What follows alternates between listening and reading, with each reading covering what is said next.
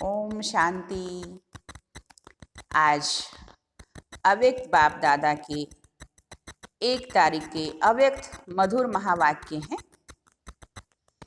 Revise मुरली है 18 जनवरी 2003। मुरली का मुख्य सार है, ब्राह्मण जन्म की स्मृतियों द्वारा समर्थ बन सर्व को समर्थ बनाओ। ये महावाक्य खास बाबा ने 18 जनवरी के दिन उच्चारित किए। तो बाबा ने कहा कि ब्राह्मण जन्म की स्मृतियों द्वारा समर्थ बन सर्व को समर्थ बनाओ। खुद भी समर्थ बनो, शक्तिशाली बनो और अपनी शक्तिशाली स्थिति से औरों को भी शक्तिशाली बनाओ। ये बाबा के खास महावाक्य हैं। आज चारों ओर के सर्व स्नेही बच्चों के स्नेह के मीठे मीठे याद के भिन्न भिन्न बोल, स्नेह की मोती की मालाएं बाप दादा के पास अमृत वेले से भी पहले ही पहुंच गई हैं। बच्चों का स्नेह बाप दादा को भी स्नेह के सागर में समा लेता है।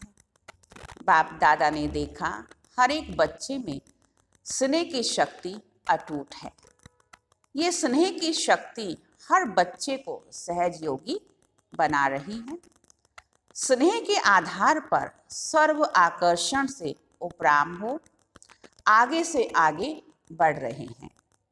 ऐसा एक भी बच्चा नहीं देखा जिसको बाप दादा द्वारा या विशेष आत्माओं द्वारा न्यारे और प्यारे स्नेह का अनुभव ना हो। हर एक ब्राह्मण आत्मा का, ब्राह्मण जीवन का आदि काल स्नेह की शक्ति द्वारा ही हुआ है। ब्राह्मण जन्म की ये स्नेह की शक्ति वरदान बन आगे बढ़ा रही है। तो आज का दिन विशेष बाप और बच्चों के स्नेह का दिन है। हर एक ने अपने दिल में स्नेह के मोतियों को बहुत बहुत मालाएं बाप दादा को पहनाई और शक्तियां आज के दिन मर्ज है, लेकिन स्नेह की शक्ति इमर्ज है। खास बाबा कहते कि स्नेह की शक्ति आज के दिन इमर्ज है। बाप दादा भी बच्चों के स्नेह के सागर में लवलीन है। आज के दिन को स्मृति दिवस कहते हो। स्मृति दिवस सिर्फ ब्रह्मा बाप के स्मृति का दिवस नहीं है, लेकिन बाप दादा कहते हैं आज और सदा यह याद रहे कि बाप दादा ने ब्राह्मण जन्म लेते ही आदि से अब तक क्या क्या स्मृतियां दिलाई हैं। ये स्मृतियों की माला याद करो, बहुत बड़ी माला बन जाएगी। सबसे पहली स्मृति सबको क्या मिली? ब्राह्मण जन्म मिलते ही तो सबसे पहली स्मृति बाबा कहते क्या मिली? पहला पाठ याद है ना? पहला पाठ कौन सा? कि मैं कौन। इस स्मृति ने ही नया जन्म दिया।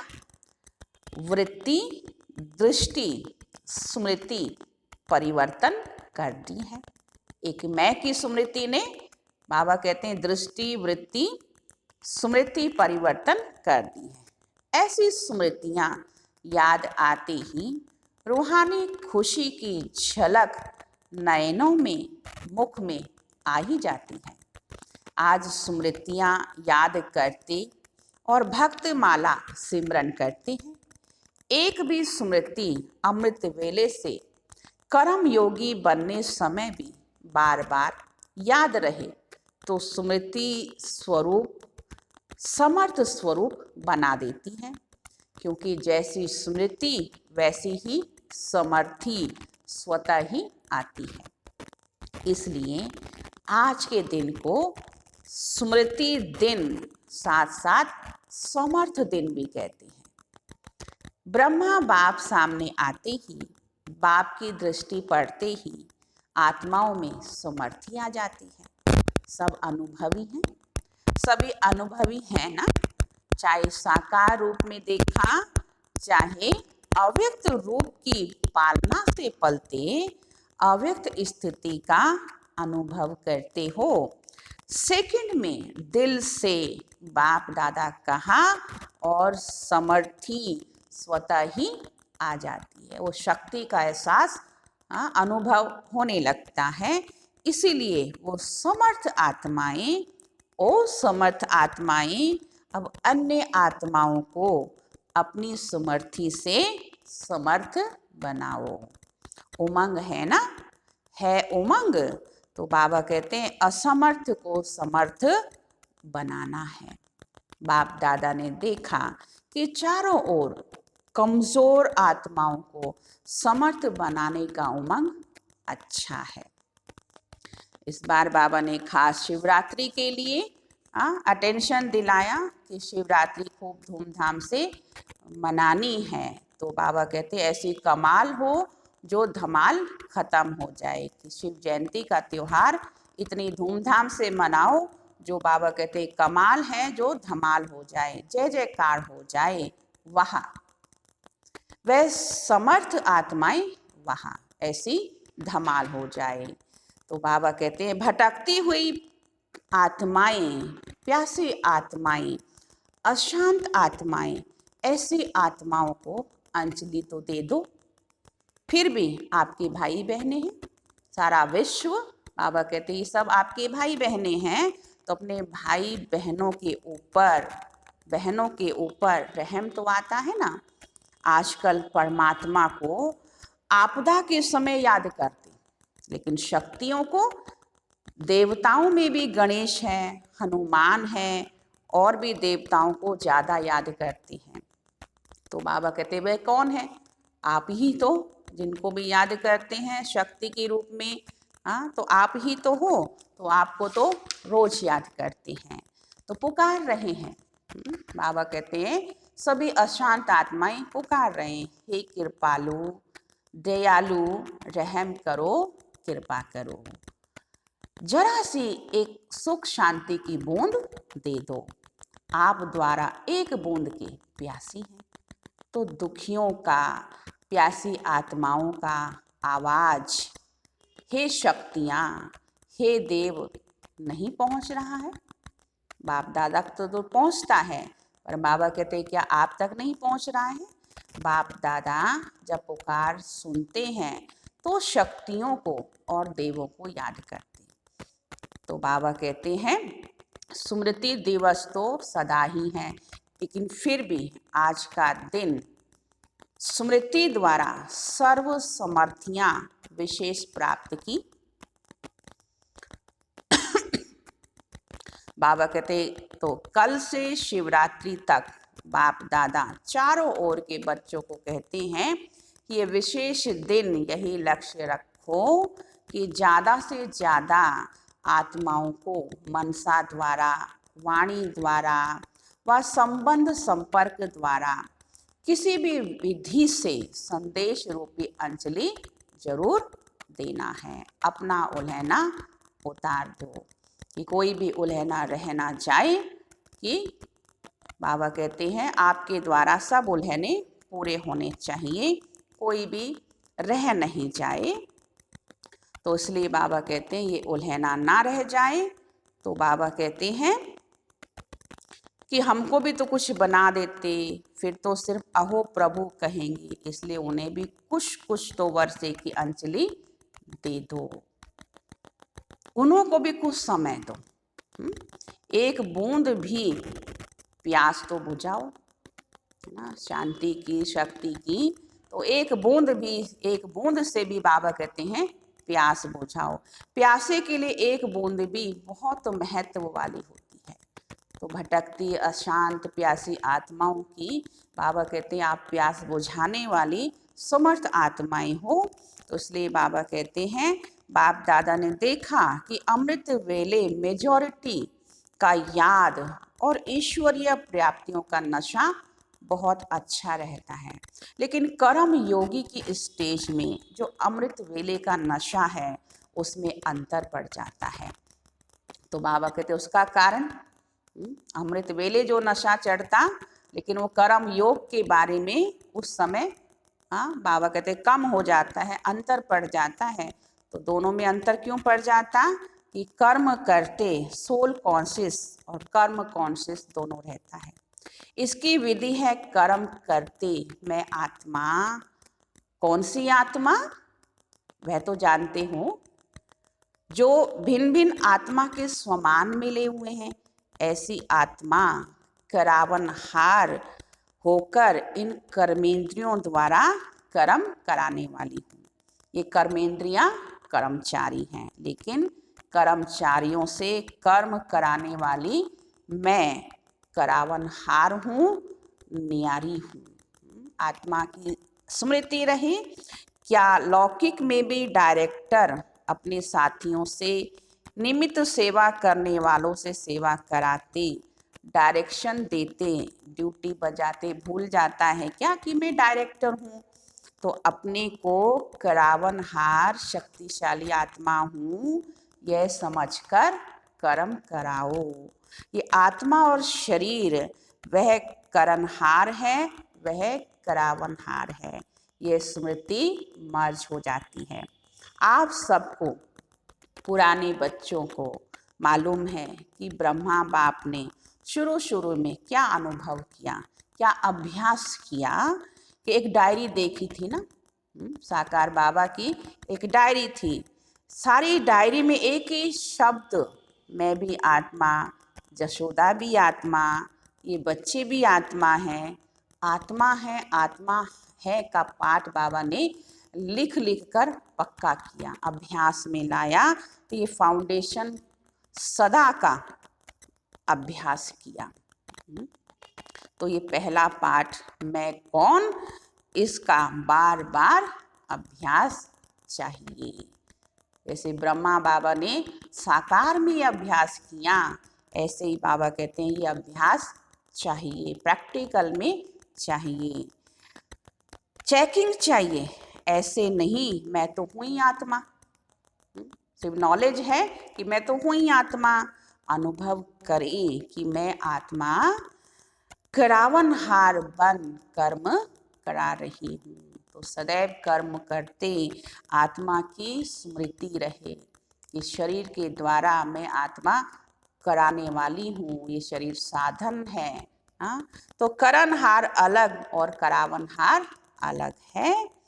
और ब्रह्मा बाप का दूसरा भी अनुभव सुना है कि ये कर्मेंद्रियां कर्मचारी हैं। तो रोज रात की कचहरी सुनी ना कि बाबा रोज अपनी दरबार लगाते कि कौन सी कर्मेंद्रिय से कौन सा विक्रम कोई भूल तो नहीं हुई। तो मालिक बन इन कर्मेंद्रियों रूपी कर्मचारियों से हाल पूछा है ना। तो जैसे ब्रह्मा बाप ने यह अभ्यास फाउंडेशन बहुत पक्का किया, इसलिए जो बच्चे लास्ट में भी साथ रहे उनका क्या अनुभव किया, बाबा के साथ साथ तो लास्ट तक भी रहे, तो उन्होंने क्या अनुभव किया कि बाप कार्य करते भी, शरीर में होते हुए भी अशरीरी स्थिति में चलते फिरते अनुभव होता रहा कि बाबा चलते फिरते फरिश्ते रूप में अनुभव होते रहे। ऐसे साथ में रहने वाली आत्माओं को ये अनुभव होता था। चाहे कर्म का हिसाब भी चुक तो करना पड़ा, लेकिन साक्षी हो, ना स्वयं कर्म के हिसाब के वश रहे, ना औरों को कर्म के हिसाब किताब चुकते होने का अनुभव कराया। आपको मालूम पड़ा कि ब्रह्मा बाप अव्यक्त हो रहा है, नहीं मालूम पड़ा ना। तो इतना न्यारा साक्षी अशरीरी अर्थात कर्मातीत स्टेज बहुत काल से अभ्यास की, तब अंत में भी वही स्वरूप अनुभव हुआ। ये बहुत काल का अभ्यास काम में आता है कि अभी से वो अभ्यास हमारा जारी रहेगा प्रैक्टिकल रूप में, तो अंत में भी बाबा कहते हैं वो सहज हो जाएगा। ऐसे नहीं सोचो कि अंत में देह भान छोड़ देंगे, नहीं, बहुत काल का अशरीरीपन का देह से न्यारा करावनहार स्थिति का अनुभव चाहिए। अंतकाल चाहे जवान है, चाहे बूढ़ा है, चाहे तंदुरुस्त है, चाहे बीमार है, किसका भी कभी भी आ सकता है। इसलिए बहुत काल साक्षीपन के अभ्यास पर अटेंशन दो, और चाहे कितनी भी प्राकृतिक आपदाएं आएंगी, लेकिन ये अशरीरीपन की स्टेज आपको सहज न्यारा और बाप का प्यारा बना देगी। इसलिए बहुत काल शब्द को बाप दादा अंडरलाइन करा रहे हैं। क्या भी हो, ये अंडरलाइन बाबा ने खास कराया कि क्या भी हो, सारे दिन में साक्षीपन की स्टेज का, करावनहार की स्टेज का, अशरीरीपन की स्टेज का अनुभव बार बार करो, तब अंत मते फरिश्ता सो देवता निश्चित है।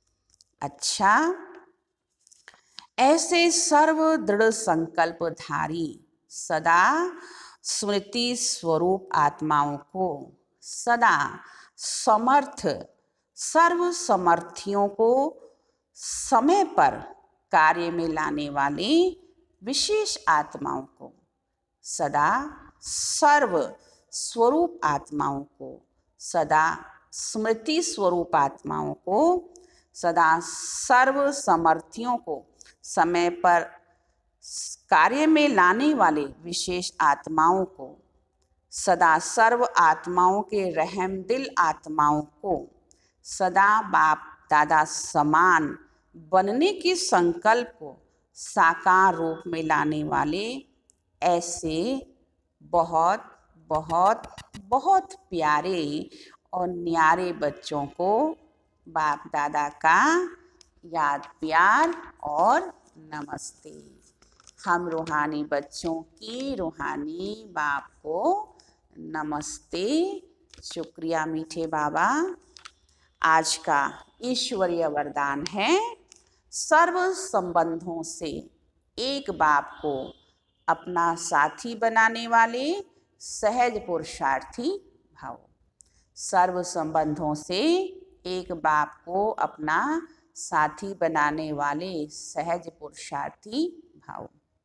विस्तार है, बाप स्वयं सर्व संबंधों से साथ निभाने की ऑफर करते हैं। जैसा समय वैसे संबंध से बाप के साथ रहो और साथी बनाओ। जहाँ सदा साथ भी है और साथी भी है, वहाँ कोई मुश्किल हो नहीं सकता।